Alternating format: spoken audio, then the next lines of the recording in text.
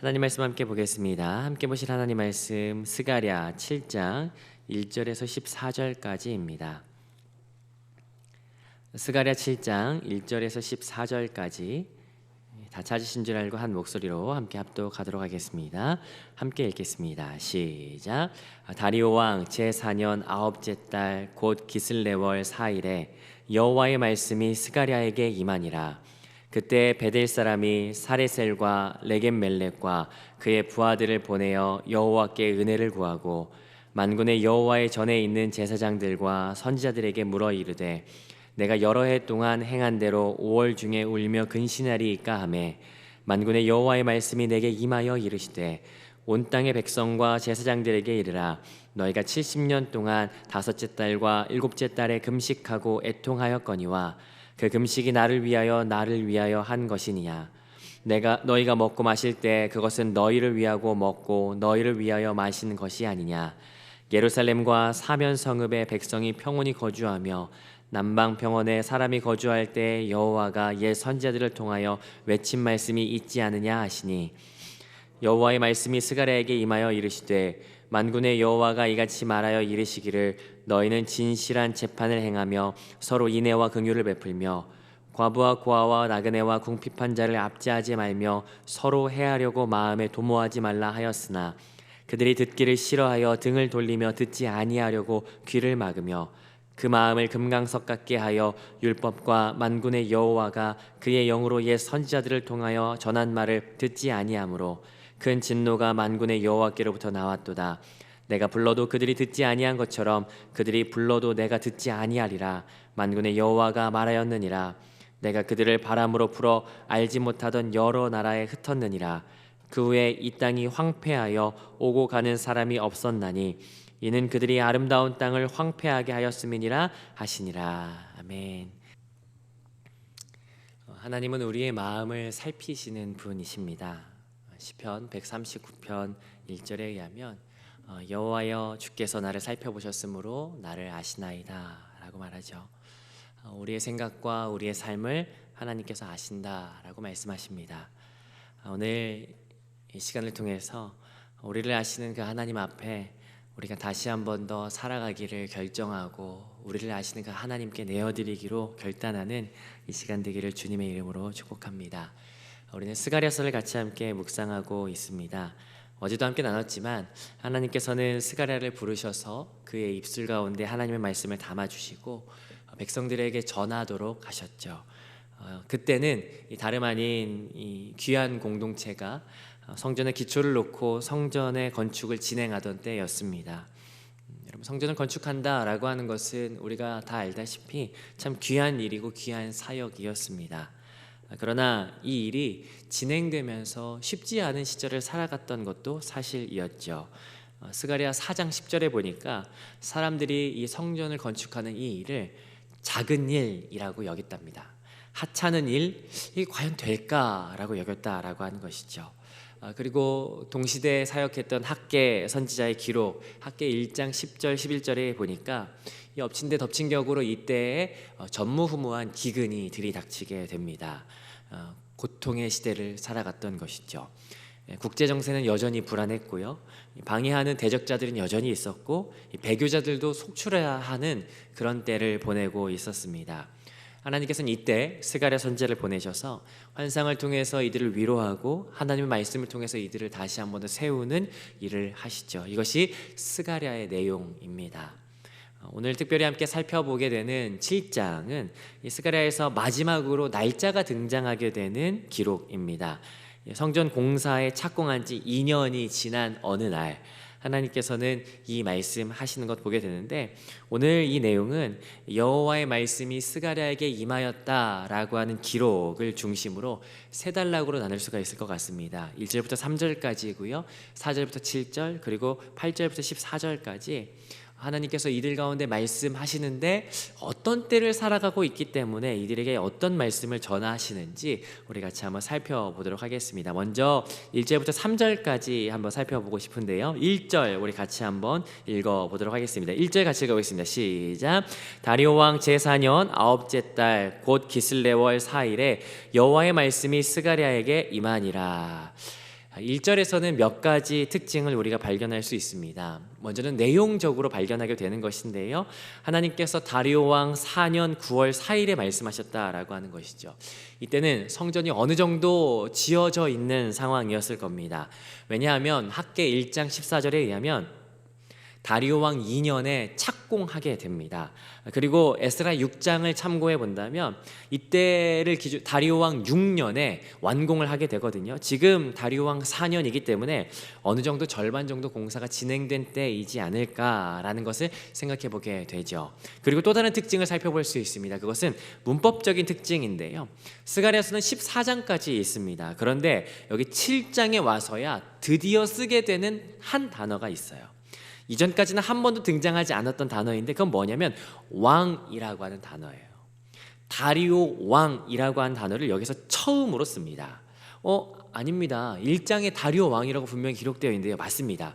한글 성경에는 다리오 왕이라고 분명히 기록을 하는데 원어에는요, 다리오라고 이야기하지 왕이라고 표현하지 않습니다. 여기 7장에 처음 다리오를 왕이라고 부르기 시작합니다. 자, 그리고 또 한 가지 살펴볼 수 있는 것, 기슬레월이라고 하는 거예요. 이 기슬레월은 9번째 달인데 이건 바벨론에서 쓰던 명칭입니다. 그럼 기억해야 될 것이요, 다리오를 왕이라고 지금 부르고 있는 거예요. 그리고 바벨론에서 칭하던 이 원력을 가지고 왔다라고 하는 것을 기억하면서 2절 같이 한번 읽어보도록 하겠습니다. 2절 함께 읽어보겠습니다. 시작. 그때 베델 사람이 사레셀과 레겜멜렉과 그의 부하들을 보내어 여호와께 은혜를 구하고, 베델 사람들이 사람들을 몇 명 보냈다라고 이야기하는데 누구입니까? 사레셀과 레겜멜렉. 여러분, 사레셀, 레겜멜렉이라고 하는 이름은요 99% 아수르식 이름이 분명합니다.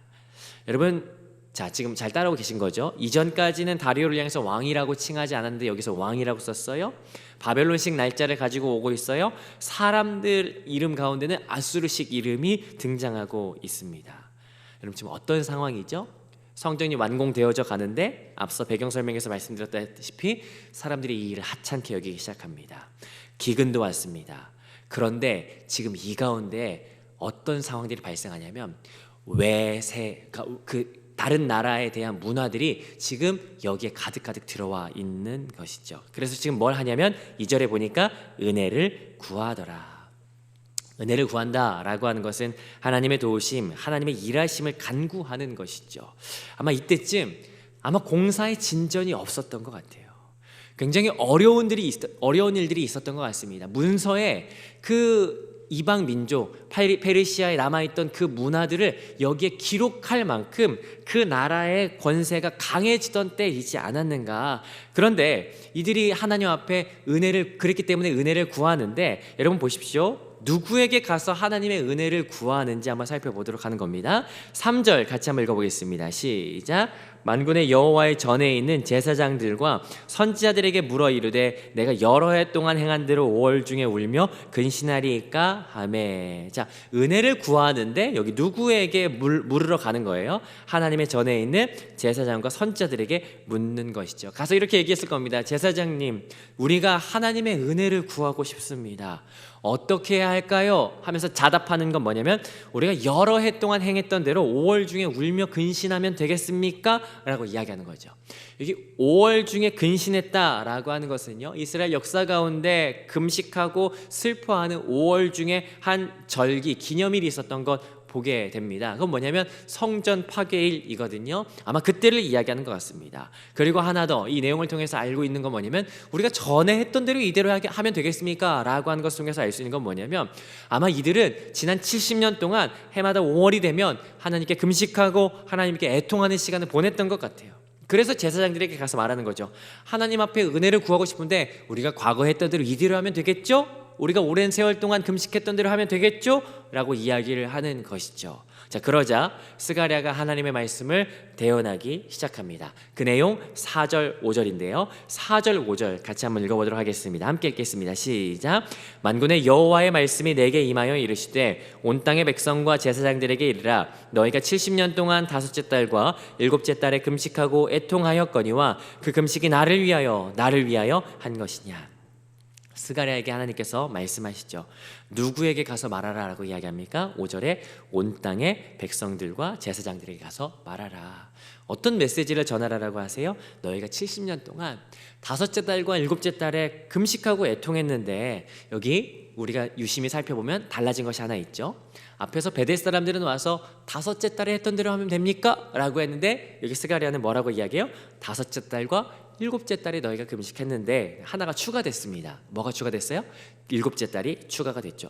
이게 뭐지? 싶겠지만, 여러분 앞서 말했다시피 다섯째 달은 성전 파괴일이 있는 그 날입니다. 7월은 보편적으로 이들이 금식하던 1년에 아주 특별한 날 중에 하루가 있었어요. 뭐냐면 대속죄일이 있었죠. 자, 아무튼 그 절기들의 특징은 뭐냐면 회개의 날, 금식의 날이었죠. 굵은 베옷을 입고 하나님께 나아가는 그런 날이었습니다. 자, 그런데 하나님께서 말씀하시는 거예요. 뭐라고 하십니까? 너희가 70년 동안 지켰던 그 예배가 과연 나를 위하여 했던 금식이 분명하냐?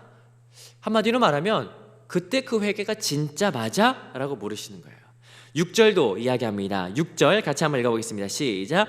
너희가 먹고 마실 때 그것은 너희를 위하여 먹고 너희를 위하여 마시는 것이 아니냐. 5절에서는 공식적으로 금식하는 날들을 말씀하셨는데요, 6절에서는 반대로 뭐에 대해서 말씀하시는 겁니까? 하나님 앞에서 먹고 마시는 것에 대해서 이야기를 하죠. 이건 뭘 말하는 겁니까? 하나님 앞에서 먹고 마셨던 날, 유월절, 무교절에는 그때 무교병 먹고 쓴나물을 먹는 그 절기이지 않았습니까? 금식하던 절기 말고 다른 절기도 또 일상의 예배로서 화목제를 드리고 화목제물 나눠 먹었는데, 5월과 7월에 너희가 금식하는 제사뿐만 아니라 과연 다른 예배 때에도 너희가 과연 누구를 위하여 먹고 누구를 위하여 금식했냐? 달리 말하면 너희가 누구를 위하여 예배했냐? 너희를 위하여 예배하지 않았냐?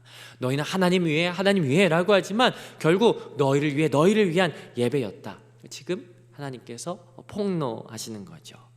그런데 중요한 것, 사실 우리가 놓치지 말아야 될 사실이 한 가지 있습니다. 뭐냐면 스가랴가 지금 이것을 누구에게 가서 말하라 라고 이야기하는 거냐면 온 땅의 백성들 뿐만 아니라 제사장들에게 이야기해라. 먼저는 온 땅의 백성들에게 말하라 라고 이야기합니다. 이건 몇 사람의 문제가 아니었던 것으로 보여집니다. 너희 모두가 죄 가운데 속해 있다.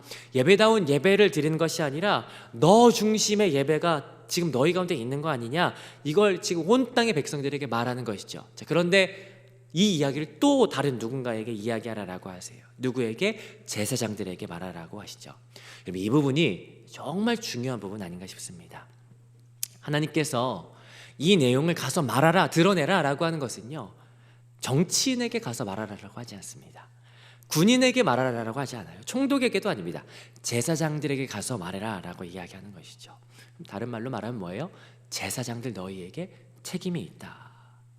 참 안타까운 것은 온 땅의 백성들이 하나님 앞에서 올바른 예배 드리지 못하는 것, 1차적인 책임은 자기 돌이키지 않고 자기를 위하여 드리는 그 자신들에게 문제가 있다라고 하는 것, 여기에 분명히 암시되어 있는 메시지입니다. 그런데 2차적으로는 누구에게 잘못이 있다라고 말씀하시는 거예요? 제사장들에게 있다라고 하는 거예요. 왜냐하면 여러분 아시다시피 레위기를 통해서 우리가 분명하게 살펴보고 묵상했었습니다.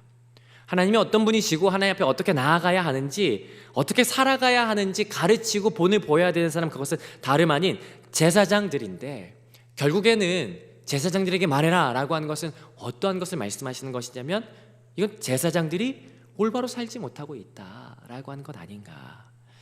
그렇다면 이 말씀은 어쩌면 우리에게도 동일하게 하시는 말씀 아닌가, 우리의 가슴을 치며 읽어야 하는 말씀이 아닌가 싶어요.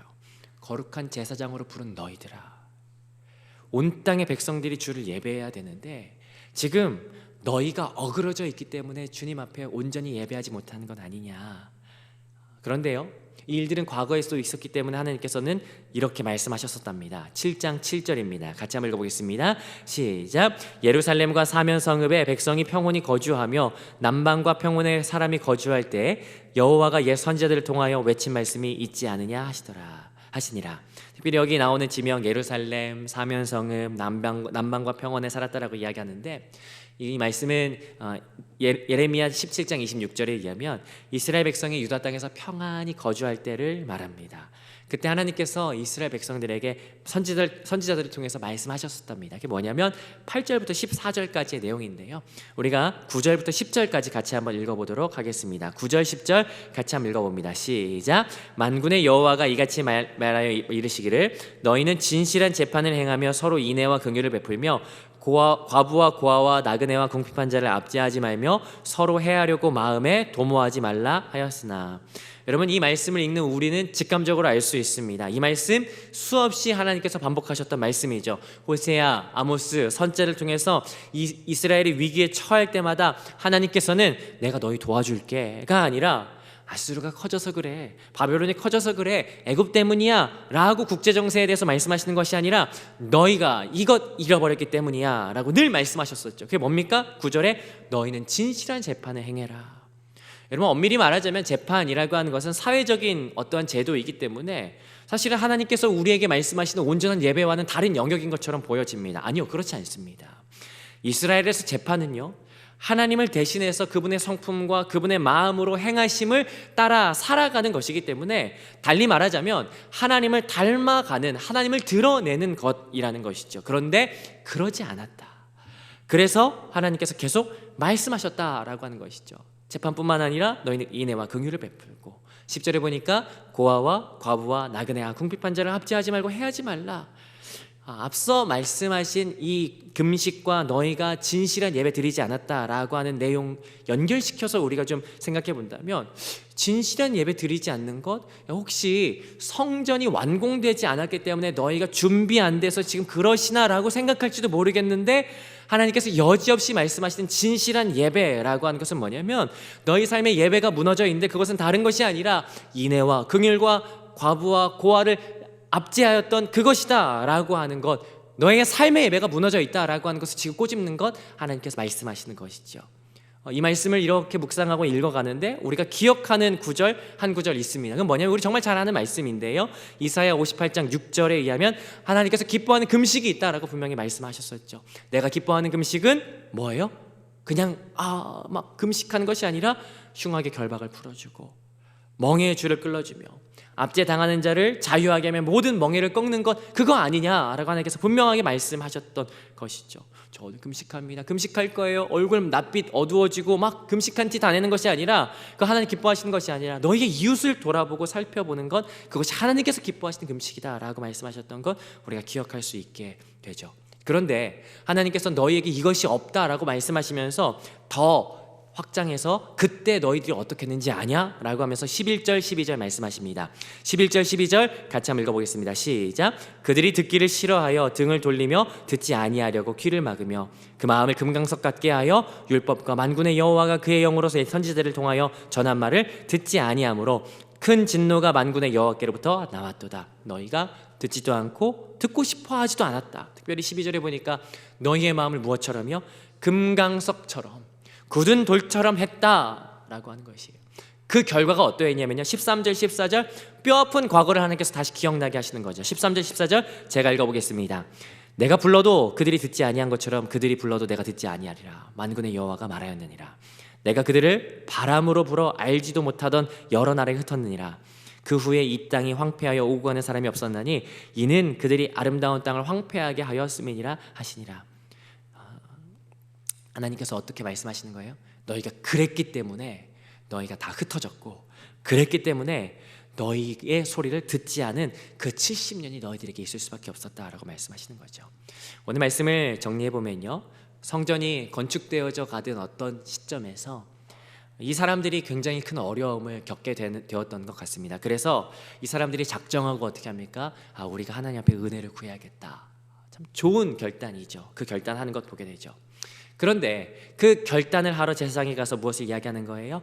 70년 동안 우리가 매월마다 5월마다 7월마다 금식했는데 그거 그렇게 하면 은혜 구할 수 있는 것 아니겠습니까? 라고 하자 하나님께서는 스가랴를 통해서 말씀하시죠. 어떤 말씀이요?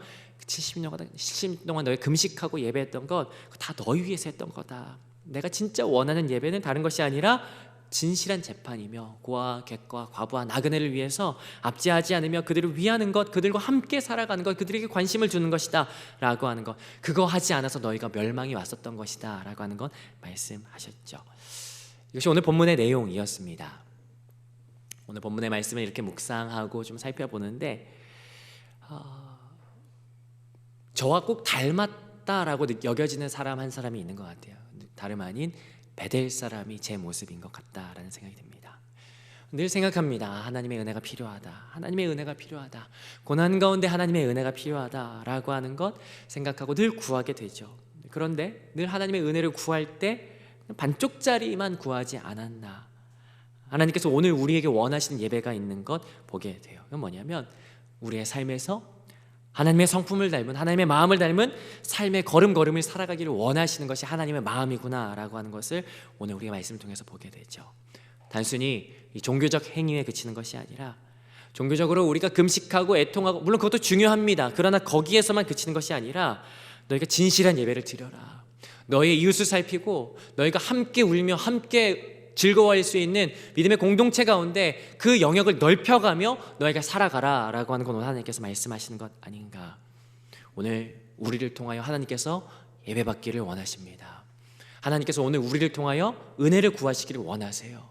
그런데 그 예배 받기를 원하시고 은혜를 구하기를 원하시는 그 하나님의 마음은 단순히 우리에게 그냥 우리 일상 가운데 하나님께서 우리의 마음을 터치하시고 평안을 주시는 그 은혜가 아니라, 그 예배가 아니라 우리의 삶의 영역 가운데 우리의 슬퍼하는 자들과 함께 손을 잡아주고 우리가 그리스도의 편지로서, 그리스도의 향기로서 우리의 삶 가운데 예수님 닮은 걸음을 살아가기를 원하는 삶의 예배를 드리기를 하나님께서 오늘 원하신다.